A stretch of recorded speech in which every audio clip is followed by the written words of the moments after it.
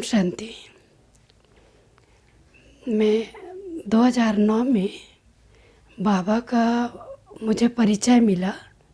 वो परिचय ऐसा था, मैं पार्लर गई हुई थी और वहाँ पे ड्रेसिंग में दादियों का स्लोगन था। उस स्लोगन को देखती थी और मुझे बहुत अच्छा लगता था। मैं जब भी पार्लर जाती उस स्लोगन को देखती। तो एक दिन वो बहन बोली कि क्या देख रहे हो करके। तो मुझे तो नहीं पता था कि ये कोई संस्था है, कोई दादियाँ हैं, पर अच्छा लगता था, आकर्षित होता था। तो मैं बोली बहन को कि ये दादियाँ का फ़ोटो जो है वो अच्छा लगता है और इस स्लोगन बहुत प्यारा रहता है, तो मुझे अच्छा लगता है करके। तो पार्लर वाली बहन बोली कि जाओगे क्या। मैं बोली हाँ ले जाओगे तो क्यों नहीं जाऊंगी।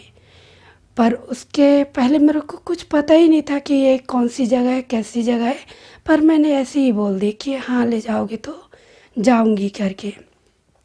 लेकिन वो बात को उस बहन ने भूल गई और मुझे कभी लेके नहीं आई, ना ही बताई कि ये ओम शांति वाले हैं, कोई संस्था है, कुछ भी नहीं बताई। और ऐसे ही चलता रहा। 1 साल हो गया, 2010 आया, फिर मैं गई पार्लर। तो बोली वो बहन कि फिर से देख रहे हो स्लोगन। मैं बोली कि हाँ आप तो बोले थे ले जाऊंगी करके, पर ये क्या कौन सी संस्था है, कैसी है, आप लेकर के ही नहीं गए। तो बोले कि चलो चलते हैं करके। तो मेरे मन में उसके पहले आता था कि ये कोई बड़ी संस्था होगी, तो ये हैं बड़े लोग, हो सकता है भाई हम उस लायक नहीं होंगे इसलिए नहीं ले जाती हैं करके। पर उस दिन बहन बोली कि जाओगे क्या, तो मैं अंदर से बहुत खुश हो गई। और घर से तो गई ही थी पार्लर, तो ऐसा कुछ था नहीं कि कोई रोक टोक करता, तो मैं उस बहन के साथ में आ गई। और यहाँ ब्रह्मा कुमारी आश्रम में आने के बाद जब दीदियों से वो दीदी मिलाई मेरे को, तो मुझे बहुत अच्छा लगा। क्योंकि बचपन से मुझे जो प्यार चाहिए तो वो मिला ही नहीं था। क्योंकि बहुत बड़ा जॉइंट फैमिली के तो थे, लेकिन मेरे पापा बचपन से ही शरीर छोड़ दिए थे, तो कहीं ना कहीं हम लोग को प्यार का कमी खलता था। और जब इस आश्रम में आई, शुरू दिन से ही मुझे वो प्यार महसूस हुआ कि बहुत अच्छे से प्यार मिला। तो दीदी लोग मेरे से अच्छे से, बहुत अच्छे से बात किए और बोले कि यहाँ 7 डेज़ का कोर्स होता है तो आइएगा करके। तो मैं बोली ठीक है आऊँगी करके। अब ऐसा दीदी से मिली, उसके बाद चली गई बहन के साथ में घर। और जा कर के घर में बताई युगल से, तो ऐसा ऐसा है वो आश्रम और वहाँ 7 डेज़ का कोर्स होता है, तो आप मेरे को जाने दोगे क्या करके। तो बोले कि चले जाना, पर मेरे पास टाइम नहीं है, मेरे मेरे भरोसे मत रहना। मैं बोली ठीक है कोई बात नहीं। मैं पार्लर फिर से गई और दीदी को बोली कि दीदी वो जाने के लिए तो बोल रहे हैं, जाने चले जाना करके, बट वो टाइम नहीं दे रहे हैं मेरे को कि वो मैं नहीं ले जाऊंगा बोल रहे, तो आप मेरे को ले जाओगे। तो हाँ क्यों नहीं ले जाऊंगी, वो तो अच्छी बात है, ले जाऊंगी, रोज़ ले जाऊंगी। ऐसा करना तो 9 बजे रोज़ आ जाना। मैं बोली ठीक है दीदी। और मैं 9 बजे उनके घर आ गई। दूसरे दिन आई और सेंटर में फिर वहाँ पे दीदी ने मुझे कोर्स कराया, ज्योति दीदी ने। और तो मैं बोली कि ठीक है ये बाबा कौन है करके। तो बोले कि ये तो ब्रह्मा बाबा हैं, इन्हीं के द्वारा तो भगवान अपना परिचय दे के अपना ज्ञान सुना रहे हैं। मैं हम लोग इनको क्या बोलेंगे। तो बोले कि भगवान को क्या बोलते हो, माता पिता बंधु सखा सब तो बोलते हो ना, जो आपका जो मन करे वही रिश्ता ले लो और उसी से बाबा को पुकारो। ये भगवान है ना, वो हमारे माता पिता बंधु सखा स्वामी साजन सब चीज़ हैं, अब जो जो चाहिए बोल सकते हो। मैं बोले ठीक है। पहला दिन का आत्मा का कोर्स हुआ। आत्मा के बारे में भी नहीं जानते थे कि हम एक आत्मा है। हम तो सोचते थे कि भूत प्रेत को ही आत्मा बोलते हैं। तो ये थोड़ा नई बात लगी कि हाँ मैं एक आत्मा हूँ। और भक्ति स्वभाव की तो थी कि कोई पूजा पाठ मेरे से छूटा ही नहीं था।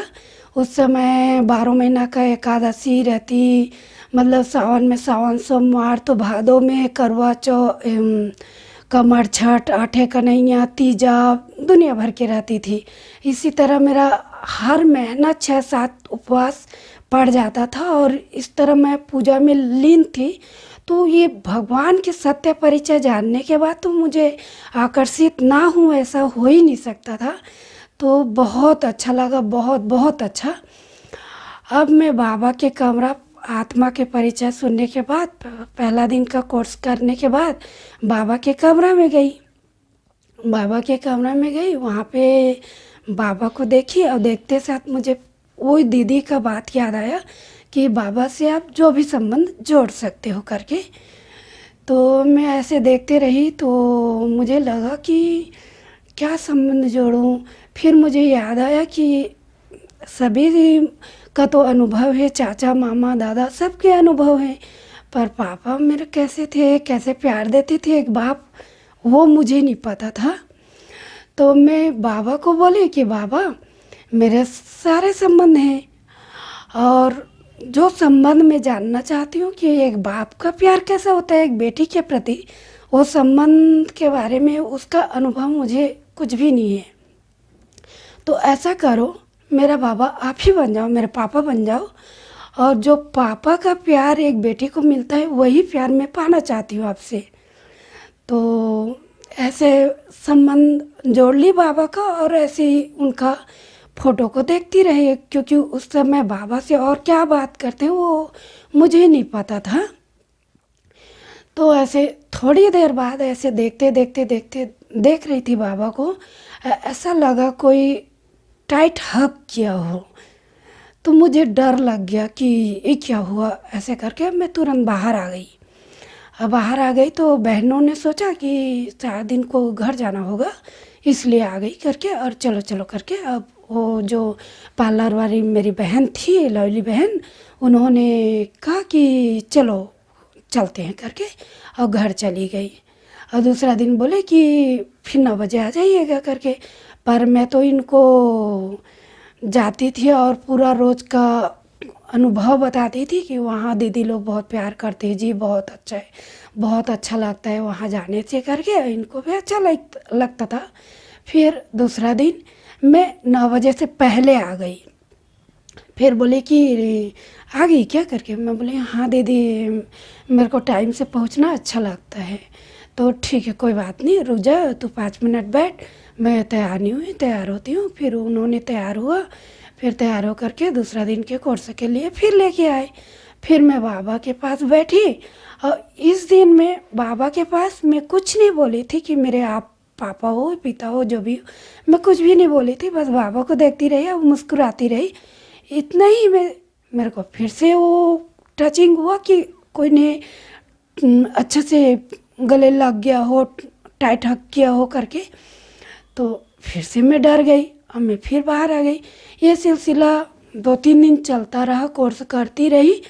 तो एक दिन बिंदु बहन ने पूछा कि तुम बाबा के पास बैठती क्यों नहीं हो, अच्छा से बैठा करो ना, अच्छा लगेगा। तो मैं तो भोलापन से ऐसे ही बता दी कि दीदी वहाँ जाती हो तो मुझे ना ऐसा लगता है कि कोई जकड़ के पकड़ लिया हो, तो मुझे डर लगता है। तो दीदी बोले कि अच्छा, उनको तो समझ में आ गया कि वो दीदी हैं, अनुभवी थी। तो बोले कि अच्छा बताओ क्या क्या बात करते हो बाबा से। तो मैं बोले कुछ बात नहीं करते, बस पहले दिन बस ऐसी बात की हूँ। तो बोले कि पूजा बहन आप पहले दिन ही बाबा से पिता का संबंध जोड़ लियो, पिता अपनी बेटी को गले लगा के प्यार करते हैं। तो मुझे बड़ा खुशी हुआ और अच्छा लगा। फिर ज्ञान सुनने लगी, कोर्स 7 डेज़ का कोर्स मेरा ख़त्म हो गया, ज्ञान सुनने लगी। और ऐसे कभी उस बहन के साथ आती तो कभी इनको, हमारी जो एक ट्रैक्टर मैकेनिक हैं तो वो इसी रास्ते से ही जाते थे सेंटर पार हो करके। तो मैं उनको बोलती थी मैं रोज़ रोज़ बहन को कैसे बोलूँ, उनका टाइम अलग रहता है, मेरा टाइम अलग, तो आप ऐसा करो मेरे को सेंटर छोड़ दिया करो और आप दुकान चले जाना, आपको परेशान नहीं करूँगी, मैं ऑटो से आ जाऊँगी। तो उन्होंने सहज रीति से मान लिया कि ठीक है चलो छोड़ देता हूँ करके। तो मैं फटाफट काम करती, बच्चों को तैयार करती और मैं अकेली उनके साथ आ जाती। उसके पहले मैं कभी गांव से तो आई थी तो मुझे रास्ते का उतना नहीं मालूम था, ना मैं कभी अपने से 1 किलोमीटर गई भी नहीं थी, लेकिन बाबा घर के लिए आ जाती थी इनके साथ में। और डर के साथ इनको रोज़ रोज़ बोलूँगी चलो छोड़ने भी आना तो मेरे को साथ नहीं देंगे, ये बात मेरे को महसूस होता था। तो मैं इनको नहीं बोलती थी, लेकिन डरती बहुत थी कि आ तो गई हूँ इनके साथ में, लेकिन जाऊँ कैसे, क्योंकि रोड पार करना ये सब मेरे को बहुत डर लगता था गाड़ी घोड़ा से। तो बाबा को साथ में ले जाती थी कि बाबा मुझे रोड पार करना नहीं आता, मुझे रास्तों का कुछ पता नहीं रहता, तो आप मेरे को लेके जाना। और मैं ऑटो से जाती और घर चली जाती, लेकिन छोड़ी नहीं थी।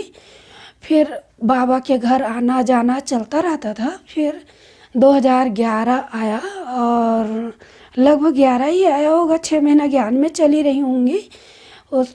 तो इनके कान कोई ने भर दिया कि उस संस्था में जाने मत देना, वो अच्छा संस्था नहीं है, वो पति पत्नी को भाई बना बहन बना देते हैं। और आपके यहाँ भाभी जी तो ऐसे भी धार्मिक स्वभाव के हैं, वो सब से इनको ऐसे भी दूर रहती है, पूजा पाठ में ऐसे भी लीन रहती है, वो साध्वी बन जाएंगे, आप देखते ही रह जाओगे।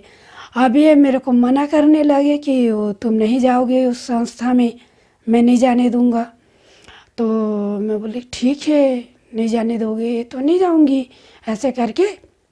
और इनके बात मान गई, लेकिन आकर्षित तो होता था, याद आता था बाबा की कि बाबा मैं कैसे जाऊं। ऐसे करते करते मेरे लौकिक माँ थी, वो भी शरीर छोड़ दी 2011 में।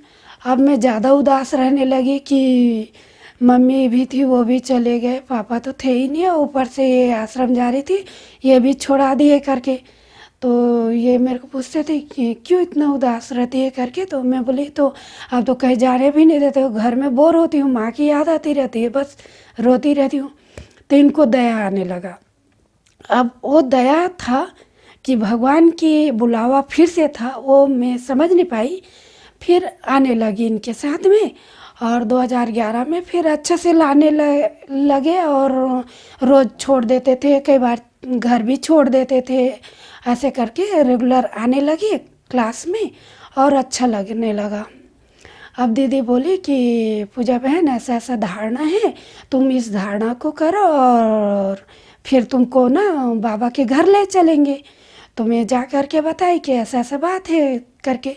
तो ये सहज रीति से मान गया कि कोई बात नहीं, 1 आध साल की तो बात है कि तुम जाओ और ज्ञान सुनो, तुम चले जाना मधुबन। मैं बोली ठीक है, मैं खुश हो गई, बहुत खुश हो गई। उसके बाद उस समय मेरा एक छोटा बेटा भी था, तो मैं बोली बच्चे को तो लेकर के नहीं जाऊंगी, तो ठीक है हम लोग रख लेंगे, तुम चले जाना। और 2012 में बाबा मिलन हुआ, तो उस 18 जनवरी में तो वहाँ दीदी बोले कि चलोगे करके। तो मैं तैयार हो गई और तैयार हो करके जाने लगी। फिर मेरे रास्ते में इतना रोना आ रहा था क्योंकि बेटा को छोड़ी नहीं थी और बहुत मन्नत के बाद उस बेटा को मैंने पाई थी, तो छोड़ी नहीं थी, बहुत रोना आ रहा था रास्ते में। जब दूसरा दिन हुआ तो घर से कॉल आया, तो बात किए कैसे जा रहे हो करके। तो मैं बोली मैं तो अपने 1 किलोमीटर ही नहीं चली थी और मेरे लिए मधुबन जाना बहुत बड़ी वाली बात थी, क्योंकि घर से कभी नहीं छोड़ी थी, ना अकेले कभी नहीं गई थी, और अकेले जा रही हूँ टाइप का फीलिंग था। बाबा के को कैसे साथ में रखते हैं ये सब तो उतना खास अनुभव भी नहीं था, भले साल भर ज्ञान में चली थी। तो रोना आ रहा था, तो बोले कि बेटा से बात करेगी। तो मैं बोली हाँ दे दो करके। और जब उससे बात करने लगी तो बहुत ज़ोर से रोना आया, और रोना आते आते मैंने छोड़ दी मोबाइल, और कट करो, मैं बाद में बात करूँगी करके। और खूब रो रही थी, और शर्म भी आ रहा था कि कोई देखेंगे तो क्या सोचेंगे, भगवान के घर जा रही है और बेटे के प्यार में इतना रो रही है करके। तो जैसे तैसे अपने आप को शांत करी और गई। जैसे ही मैं मधुबन पहुंची, उस सीन को आज भी मेरा बुद्धि से नहीं हटा है कि इतना प्यारा, मतलब वहाँ जाने के बाद कहाँ के बच्चा, कहाँ के पति, कहाँ के परिवार में सब भूल गई, और इतना अच्छा लगा, बहुत प्यारा, बार बार टचिंग हो रहा था वहाँ, हर हर सेकेंड अनुभव हो रहा था नई नई। और जब बाबा मिलन आया तो बाबा मिलन में एक दिन पहले बोला गया था कि मौन रहोगे और बहुत कम बात करोगे। मैं तो बोली कि मैं तो बात ही नहीं करूँगी, बाबा से बात करूँगी, और उस दिन पूरे दिन मौन रही। अब ड्रामा के सीन ऐसा था कि उस डायमंड हॉल में जाने के लिए परमिशन चाहिए था, तो हमको तो कुछ पर्ची वर्ची कुछ मिला नहीं था, कोई हमको घुसने नहीं दे रहे थे, और धक्का मार के आगे बढ़ना ये हमारा नेचर में ही नहीं था। बस किनारे रहते थे, अगले ये जाएंगे तो अंदर जाएंगे, ये जाएंगे तो अंदर जाएंगे, इस तरह से करते करते बहुत टाइम हो गया। मेरे साथ एक बहन थी, वो बोलती है आप तो बस मौन धारण करे, बाहर में बैठे रहो, आपका हो गया बाबा मिलन, क्योंकि ऐसे में तो जा पाओगे नहीं। मैं उस बहन को इशारे की बाबा बाबा के लिए आई हूँ ना, वो मेरे को ले जाएगा करके। अब ऐसे किए तो एक भाई था, वो उन्होंने मेरे को देख लिया। अब संजोग बस था कि वो भाई सेंटर के थ्रू था कि मुन्ना भाई करके, तो उन्होंने मेरे को इशारा से बुलाया कि कैसे करके, तो मेरे को जाने दो करके मैं इशारा से बात की, क्योंकि मैं मौन रखी थी। तो भाई हंसते हुए ऐसे इशारा किए कि आओ करके, और वहाँ पर एकदम सामने में, बाबा के सामने में चेयर में मेरे को बैठा दिया गया। उस समय लगा कि यार मैं तो कोई प्रिंसेस हूँ एकदम, इतना खुशी हो रहा था कि मैं क्या बताऊँ, रोते बन रहा था ना हंसते बन रहा था, मैं कैसे जाहिर करूँ, ऐसा टाइप का फीलिंग हो रहा था। बस बाबा से मिल रही थी, देख रही थी।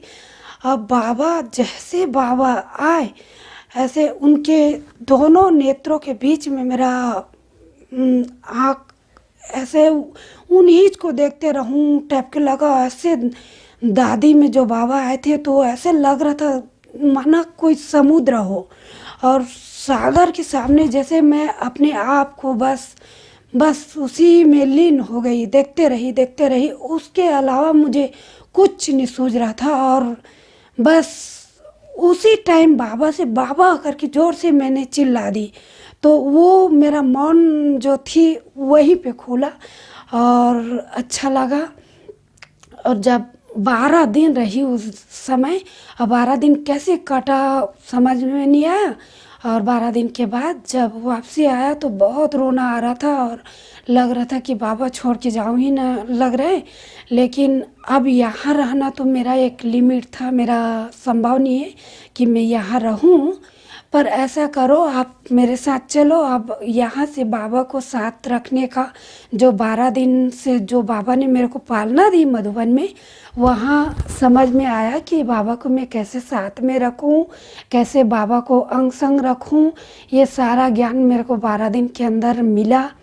और 12 दिन रहने के बाद घर में आई, तो घर में जब मुझे तो नहीं लग रहा था कि मैं परिवर्तन हुई हूँ करके, लेकिन यहाँ आने के बाद मेरे परिवार को, मेरे रिश्तेदारों को बहुत मतलब चेंज लगा। और उस चेंज के चक्कर में बाबा ने अपना बना लिया सबको, कि मेरे सास ससुर थे उन्होंने भी ज्ञान में आए, और भाई आए, पति आए, पूरा परिवार आ गया ज्ञान में। और मैं बोलूँ तो आज के डेट में मेरे जो सास ससुर हैं वो हमसे बेहतर ज्ञान में चल रहे हैं। वो गांव में रहते हैं। गांव में रह करके 12 किलोमीटर दूर हमारा बलौदाबाजार शहर पड़ता है, वहाँ ब्रह्मा कुमारी आश्रम है, तो वहाँ जाते हैं और उनसे जो बन पड़ता है सेवा में लगाते हैं। अपना तन, अपना मन, अपना धन लगाते हैं। बाबा मिलन में जाते हैं और इस तरह से उनका भी जीवन बहुत सुंदर है। गांव में हम तो यहाँ एक दूसरे को देख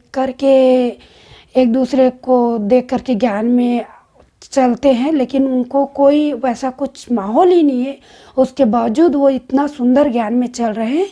और अभी 10 साल हो गया हमारे घर में ऐसा जो बोलते हैं कि ज्ञान में चलने से परिवार बिखरता है या बाधा आता है, रुकावट आता है, ऐसा कुछ मैं नहीं जानती। वही मेरा शुरुआत के 1-2 साल था जो बाधा के रूप में बोलो या विघ्न रूप या कुछ भी बोल सकते हो आप, वो था। उसके बाद हमारा परिवार बहुत सुंदर है और हर पल बाबा की मदद मिलता है। और मैं तो ये बोलूँगी कि जितना बाबा के प्रति हम नहीं हैं, बाबा हमसे कहीं ज़्यादा प्यार करता है। उनका प्यार हमको अनुभव होता है, हर पल सहयोग मिलता है। कई बार तो मैं बोल भी देती हूँ कि बाबा मैं ऋण चुका हूँ किसी चीज़ का, वो तो समझ में आता है, लेकिन आप किस चीज़ का ऋण चुकाते हो जो मुझे हर पल इतना मदद करते हो। इस लायक तो मैं नहीं थी बाबा, तो आप कैसे मेरा मदद कर देते हो, इस टाइप का लगता है। और बहुत ही सुंदर था एक अनुभव मैं बताना चाहूँगी कि पिछले साल की ही बात है कि मेरा एक गांव से आ रहे थे तो मेरा एक एक्सीडेंट हो गया। और ऐसे ही कुछ था नहीं, हल्का से गिरे थे, लेकिन हाथ मेरा फ्रैक्चर हो गया। और रात भर 2 दिन तक कि मैं सो नहीं पाती थी उस दर्द में। और हर 10 मिनट में बाबा के पास जाती थी और बाबा के पास बैठ जाती थी, क्योंकि नींद तो आता ही नहीं था। दर्द इतना था कि मैं क्या बताऊं। तो बाबा को बोलती थी कि बाबा ये तो इंसान है, इनको नींद भी आता है, भूख भी लगता है, लेकिन आप तो भगवान हो, तो आपको तो नींद आता नहीं है, बस आप ही मेरे से टाइम पास करो और आप और मैं बातें करते रहेंगे और इस तरह से मैं अपना दर्द भूल जाऊंगी करके। और मुझे महसूस होता था कि बाबा मेरे पास में बैठे हैं। बाबा से रात भर में बात करती थी। कई बार नींद आता था तो आ जाती थी बिस्तर में, लेकिन मुश्किल से 10 मिनट सो पाती थी और फिर जाके फिर बैठ जाती थी। एक दिन ऐसा हुआ कि मैं सोई थी और अचानक से मेरा आँख खुल गया दर्द के मारे। तो मैं जा कर के बाबा के पास बैठी और बाबा के पास बैठी तो ऐसा लगा कि बाबा यहाँ पे नहीं है करके। तो मुझे भोलापन कहो या कुछ भी कहो, मुझे ये ऐसा महसूस हुआ कि बाबा कहीं गए हैं। तो मैं बोली बाबा आपका तो हज़ारों बच्चे हैं, तो आप कहीं गए होंगे। ठीक है बाबा, मेरी तरह क्या पता कोई और बच्चे रो रहे होंगे और जिनको आप शांत करने के लिए आप गए होंगे करके। और मैं बाबा को ऐसे बोली और बाबा को डिस्टर्ब ना करूं करके चुपके से, वहाँ मेरे को दर्द हो रहा था फिर भी मैं शांत बैठी थी और ऐसे आँख बंद कर ली थी, शांत बैठी थी कि बाबा को मैं डिस्टर्ब ना करूं। बाबा किसी बच्चे के पास गए होंगे ये मेरे को एहसास हो रहा था, क्योंकि मैं उस समय दर्द में थी। तो मुझे लग रहा था कि कोई बच्चा पुकारे होंगे बाबा को और बाबा गया होगा। अब बैठी थी और आँख बंद करी थी। थोड़ी ही देर में बाबा आए और उनका हाथ मेरे सर पे था। तो मुझे लगा कि अभी आए होंगे बाबा और मेरे हाथ में सर रखे हैं। और ऐसे देखी तो लगा कि सच में बाबा मुझे दिखा। और देखते रह गई ऐसे करके बाबा को कि बाबा आप आ गए करके। और उस समय फिर मैं बाबा की फ़ोटो को देखी तो ऐसे लगा कि बाबा जैसे जा कर के उसमें बैठे होंगे।